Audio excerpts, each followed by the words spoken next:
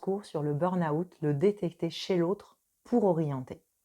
Je vous ai déjà fait un cours pour vous parler du burn-out, vous expliquer qu'est-ce que c'était, à quoi ça correspondait, quels étaient les signes à observer, de manière à ce que vous puissiez prendre conscience si oui ou non vous êtes peut-être dans cette situation de burn-out, ou en tout cas d'être capable d'observer les signes chez vous et voir chez l'autre. Et justement, dans ce cours, on va plutôt aborder vraiment comment on est dans la posture où on observe des gens qui pourraient être dans des situations de burn-out, ou en tout cas on s'interroge sur la question. Donc c'est assez complémentaire au premier cours, mais vous verrez que je prends un axe un peu différent ici. Parce que, en gros, ce que je veux vous dire par là, c'est que quand on commence à se dire que on veut observer chez l'autre, on veut être présent pour l'autre, quand on voit qu'il peut traverser de la souffrance au travail ou des difficultés ou peut-être un burn-out, eh ben, je pense qu'un des premiers préalables importants effectivement à observer, c'est quelle est votre propre perception du burn-out et de la souffrance en général. Parce qu'effectivement, on va toujours, à chaque fois qu'on va observer des situations, passer par notre biais, notre filtre personnel. Et si vous-même, en fait, vous n'êtes pas au clair avec ça, vous risquez d'induire des biais, ou en tout cas de partir de votre propre interprétation et pas de la réalité qui est chez l'autre. Donc, je vais d'abord vous proposer quelques petites questions à répondre tout simplement dans votre PDF de cours. Est-ce que vous-même, vous avez vécu ou vous vivez actuellement un burn-out ou de la souffrance au travail? Première question, si vous êtes déjà concerné par le sujet ou vous avez été concerné, ça colore effectivement votre perception d'une situation. Ça peut vous rendre à la fois plus empathique, plus capable de comprendre, ou ça peut être complètement détaché de vous et juste lié à des lectures, voire même des clichés et des idées reçues. Est-ce que vous connaissez des personnes qui vivent un burn-out ou de la souffrance au travail, dans vos proches, dans votre entourage, proches ou lointains d'ailleurs? Nommez ces personnes, observez en fait ces situations, comment vous les vivez, comment vous les ressentez, comment vous les percevez, qu'est-ce qui se passe pour vous? Parce que ça aussi, ça va colorer le rapport que vous pouvez avoir avec la situation. Si vous avez vécu un burn-out ou de la souffrance avec le travail, avec le recul, comment est-ce que vous avez vécu tout ça? Quelles leçons aujourd'hui vous en tirez? Est-ce qu'il y a eu des bonnes pratiques? Est-ce qu'il y a eu de la peine, de la difficulté, de la honte? C'est quoi les émotions, les sensations, les choses que vous avez pu traverser avec le recul? Comment vous êtes avec tout ça? Parfois, on est très proche du moment où on vient de guérir, puis parfois pas si simple d'être capable d'accompagner des gens qui traversent ça, parce que ça nous renvoie à ce que nous, on vient de vivre. Si c'est plus consolidé, ça fait plus d'ancienneté, qu'on a un peu plus de recul, ça va souvent être plus facile d'être présent pour l'autre. Est-ce que vous portez des jugements? Peut-être que vous n'en avez jamais vécu, vous ne connaissez pas vraiment des gens. Est-ce que vous avez du coup des jugements, des idées reçues un peu sur le burn-out ou la souffrance au travail? Des choses comme ah oui, bon, de toute façon, il se plaint tout le temps. Oh, ça va, hein, il a qu'à se bouger un peu, tu verras, ça ira mieux. Oh, lui, c'est un éternel insatisfait. Bla, bla, bla. Ah, c'est juste un coup de fatigue. Ah, c'est facile, de toute façon, maintenant tout le monde dit qu'il est en burn-out. Bla, bla, bla. Tout ça sont des jugements, en fait. Donc, parce que si vous voulez pouvoir accompagner, veiller effectivement et être auprès de personnes qui traversent ça, bah, c'est impératif de vous libérer de tous les jugements que vous pourriez porter sur le sujet. Pour ça, je vous invite à vous référer au cours Sortir des jugements. Bah, si vous portez ça, c'est sûr que vous allez blesser l'autre.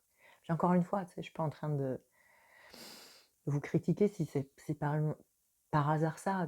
Moi, c'est facile, je suis psychologue, j'ai accompagné énormément de gens, je me suis formée sur ces sujets, je connais très bien cette problématique. Je sais que ce n'est pas le cas de tout le monde et que c'est normal d'avoir quelques idées reçues sur le sujet. Il n'y a aucun souci de ce côté-là. Je vous dis juste, apprenez à vous en libérer si vous voulez vraiment être aux côtés de quelqu'un, parce que le risque, c'est de tenir des propos maladroits, en fait, qui vont blesser. Maintenant, on va aller une coche plus loin, et puis voir c'est quoi votre vécu face aux malades et à la souffrance de l'autre en général. Parce que les états dépressifs, la souffrance, les burn-out et tout ça, sont souvent des maladies qu'on ne voit pas trop, et parce qu'elles n'ont pas nécessairement de signes physiques extérieurs observables, à part de la fatigue, parfois des troubles alimentaires, etc., etc. Donc il y en a quand même. Mais C'est pas comme avoir un cancer ou s'être cassé la jambe, je dirais. Donc, c'est plus subtil. Et néanmoins, ça demande donc encore plus de finesse. Et c'est toujours intéressant de comprendre comment vous, habituellement, vous vous comportez avec les gens qui sont malades. Parce qu'il faut bien comprendre que le burn-out ou la dépression, c'est une maladie. La souffrance au travail, c'est pas nécessairement... mais je le mets dans ce point-là parce que parfois, on peut avoir la chance d'être auprès de gens qui ne sont pas encore en épuisement professionnel, en burn-out ou en dépression, qui sont juste en souffrance, puis on peut donner des petits tips pour les aider. Donc vraiment, je vous invite à répondre au questionnaire suivant. Quelle est votre attitude face aux personnes en souffrance, aux personnes malades, aux personnes en difficulté? En général, est-ce que vous êtes à l'aise, pas à l'aise, serein, dans la peine, dans l'émotion, dans la colère, dans le jugement? Qu'est-ce qui se passe chez vous?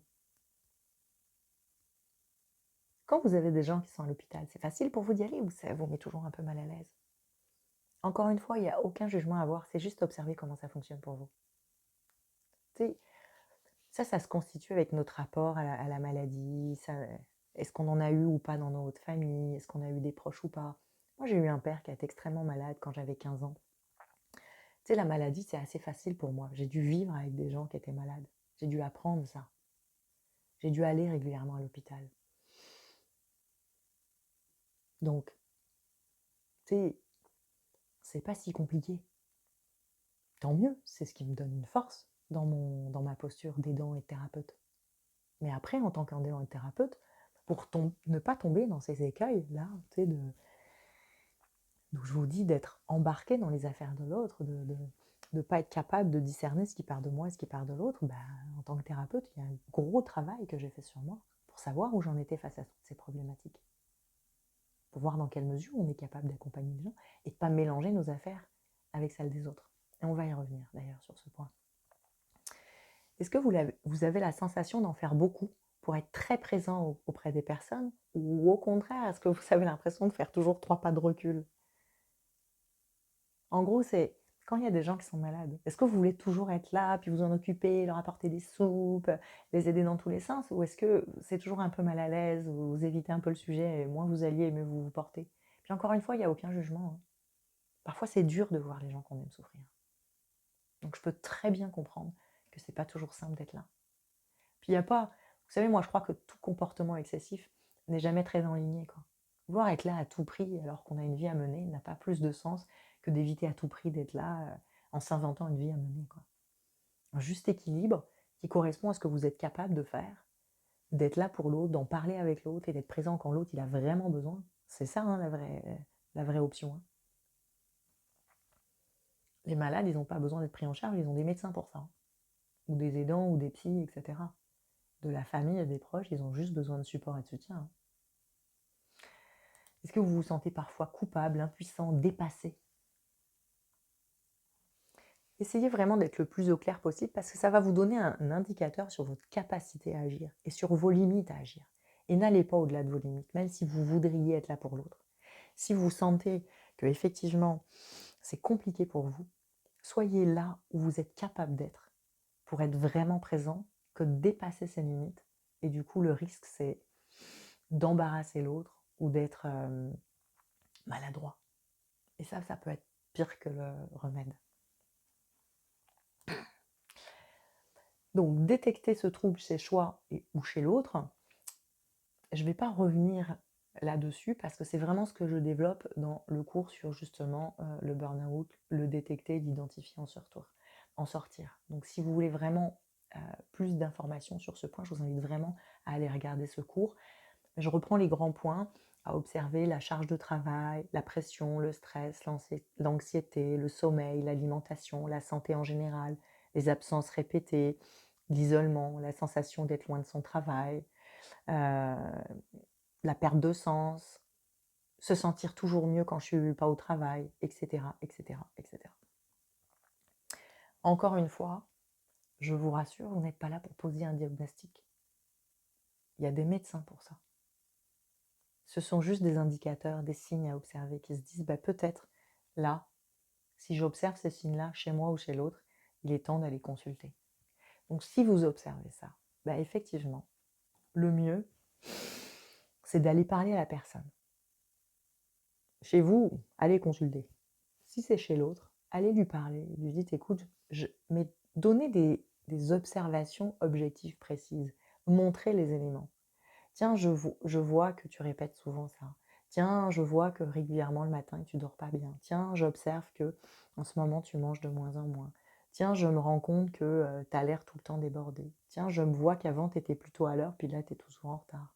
Tiens, je me rends compte qu'en ce moment, tu as souvent des problèmes de santé, etc., etc. C'est des éléments factuels qu'il faut montrer. Parce que ça va interpeller davantage la personne. Elle va moins pouvoir, vous dire mais non, je ne sais pas de quoi tu parles. Faites preuve de beaucoup de diplomatie et de respect. Personne n'aime qu'on lui dise qu'il ne va pas bien.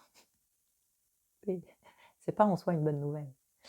Donc c'est souvent très défensif. Je vous dis, moi j'ai pu le faire parfois avec des proches et des amis. Et même je me rappelle une amie qui était psy, quoi. Je dis, tu sais, je crois que tu devrais aller consulter, j'ai l'impression que tu en fais trop, quoi. Ah bon, tu crois? Pourquoi tu dis ça? Bah regarde, ça. Non, mais enfin, c'est juste passager. Ok, bah va voir un médecin, on verra bien. Non, bah, j'ai pas besoin, c'est pas aussi grave que ça. Bah vas-y, tu verras bien. Au pire, j'aurai tort. Moi, je serais ravie d'avoir tort. Finalement, elle a été consultée, j'avais pas tort. Mais elle, ça lui a fait du bien. Elle a pris conscience que le problème était peut-être plus grave que ce qu'elle imaginait. Elle a pris de l'aide. Et puis, ça l'a aidée. Quelques mois après, c'était terminé parce que c'était pas un burn-out, hein. C'était juste un syndrome d'épuisement professionnel un peu plus limité, quoi. Il y a une autre piste qui peut être intéressante, c'est aussi d'orienter vers la médecine du travail au besoin. Si les gens ont des doutes, qu'ils n'ont pas envie d'aller consulter, on peut proposer d'aller voir le médecin du travail, qui peut être aussi quelqu'un qui peut alerter, qui peut informer, qui va orienter lui aussi évidemment vers les médecines de ville, médecin général ou psychiatre. Après, ce qui va être important, si vous voulez vraiment être là pour les gens, c'est 2 points importants. Le premier, c'est demander aux gens ce qu'ils ont besoin. Tout simplement. De quoi tu as besoin? Qu'est-ce que je peux faire pour toi? Etc. Puis si les gens ne savent pas, vous pouvez faire 2-3 propositions. Si les gens s'emparent de rien, parce que les gens qui sont pas bien, puis en état dépressif ou en burn-out, souvent, ils ne savent pas ce qu'ils veulent, ils ne savent pas ce dont ils ont besoin. C'est très correct, quoi. Donc, l'idée, c'est pas de les prendre en charge, puis de penser à leur place, quoi. Donc, dites-leur que vous êtes là. Puis c'est là où j'en viens au deuxième point. Continuez à leur dire que vous êtes là. Même si vous avez eu 10 fois non. Posez 11 fois, 12 fois la question.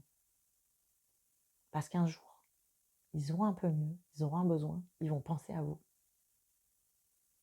Alors effectivement, je vous informe tout de suite que ce jour-là, il va falloir être là. Parce que quand à un moment, le dépressif, il va un peu mieux, puis qu'il se dit « Ah ouais, peut-être j'ai un peu besoin d'aide », et que ça lui demande un effort en général assez colossal, c'est sûr que si vous avez dit 20 fois que vous vouliez être là et que ce jour-là, vous n'êtes pas là, la marge qu'effectivement, il y a une situation très particulière. Mais vraiment essayer d'être là, quoi. Tu sais, moi j'ai remarqué dans la maladie, quelle qu'elle soit, hein, que ce soit des maladies physiques, X, Y ou Z, ou des maladies psychologiques, au début vous avez énormément de gens qui sont là, qui vous appellent, qui vous demandent comment ça va, bla bla bla.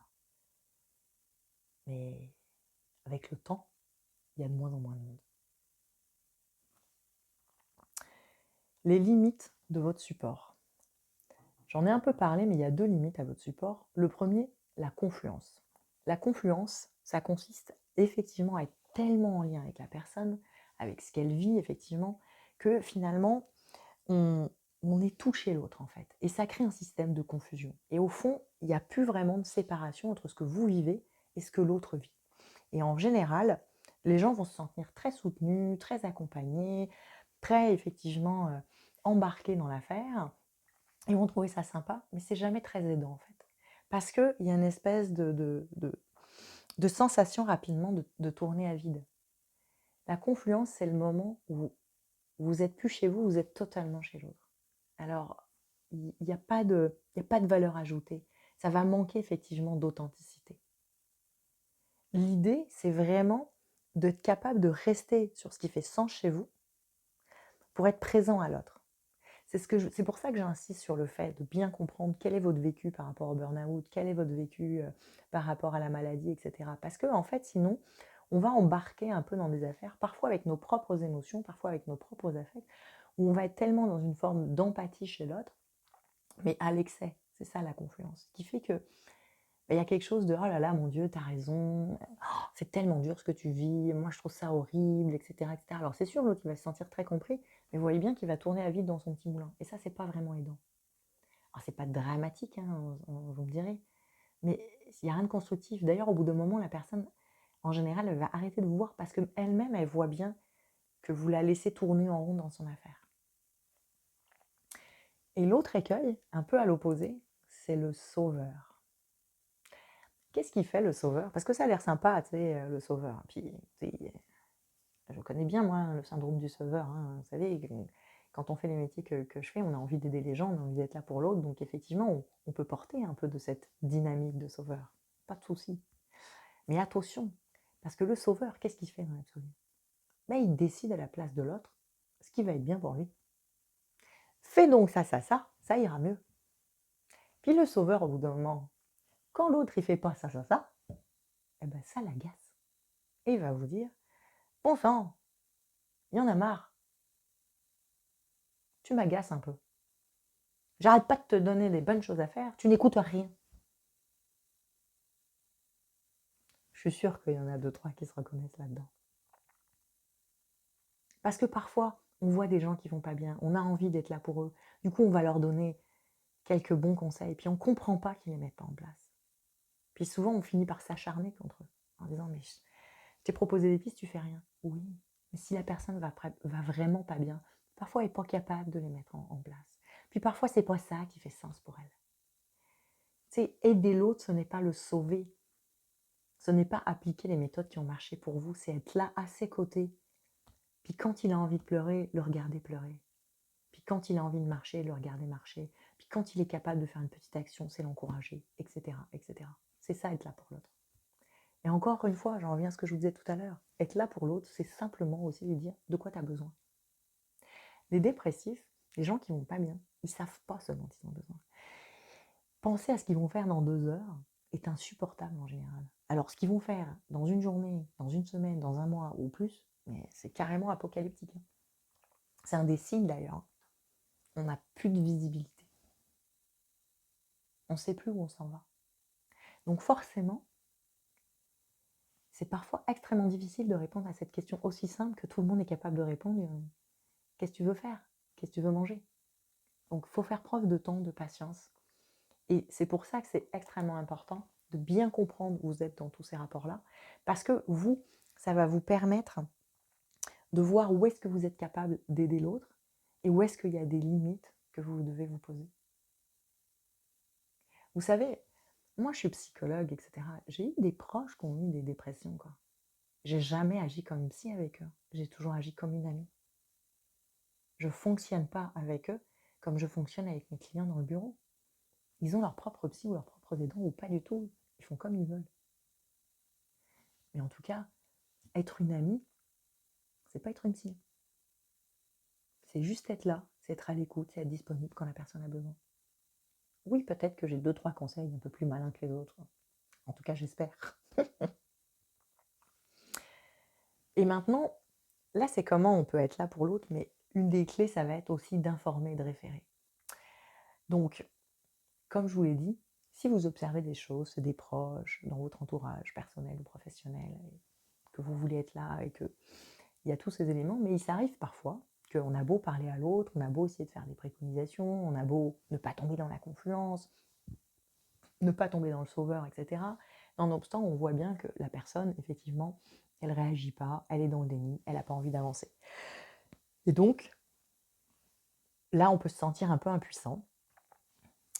Alors, dans le cadre du travail, si vous avez vraiment l'impression que la personne pourrait se mettre en danger ou être en danger, etc., je peux vous proposer différentes. Vous pouvez en parler avec son responsable intelligemment, sans trahir des secrets ou de la confidentialité, mais montrant quelques signes en disant je m'inquiète pour cette personne parce que voilà ce que je vois, quoi. Ce qui fait que le manager peut essayer peut-être d'en parler, de trouver des nouvelles manières d'organiser les choses, etc., pour aider cette personne. Vous pouvez aussi contacter le comité santé, sécurité et conditions de travail, qui est une des branches du comité social et économique, qui sont chargés de ça, qui peuvent effectivement aussi essayer d'alerter, de parler effectivement aux gens dans l'entreprise pour voir qu'est-ce qu'on peut mettre en place et mettre en scène. Les services RH aussi peuvent parfois être une personne ressource. Parfois, vous avez aussi des numéros verts dans les entreprises pour effectivement ces situations de détresse, de questionnement, de doute. Vous pouvez les appeler pour vous à titre personnel, mais vous pouvez aussi appeler en disant voilà, je ne sais pas comment agir, j'ai telle personne, etc. Et là, vous trouverez des conseils précis, spécifiques d'un psychologue, d'un aidant, qui pourra vous donner dans votre cas et dans votre situation spécifique peut-être des pistes et des éléments de réponse pour voir qu'est-ce que vous pouvez faire précisément pour être là pour votre collègue. Voilà ce que je pouvais vous dire sur le sujet. Je vous souhaite bonne continuation avec tout ça et je vous dis au plaisir sur Bigger.